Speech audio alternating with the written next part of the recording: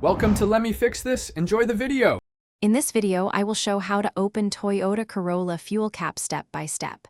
Sit in the driver's seat, find the release lever by the left kick panel, and pull it toward you firmly until you hear the latch pop. Walk to the fuel door, press the outer edge to release if needed, then swing the door open gently. Keep the cap in a safe place while refueling and close the door after finishing. Turn the gas cap counterclockwise with steady pressure until it reaches the stop and turns freely, releasing the seal. If your Corolla has a holder on the fuel door, hang the cap there, otherwise place it on a clean surface or hold it in your hand. Inspect the rubber gasket for grime or cracks and wipe it clean with a cloth if needed. When done, tighten the cap until you hear at least 2 clicks to ensure a secure seal. When refueling, insert the pump nozzle fully and add fuel slowly near the end to avoid spills.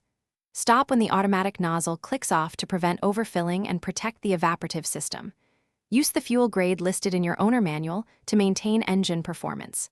After fueling, replace the cap and turn clockwise until you hear clicks, then close the fuel door.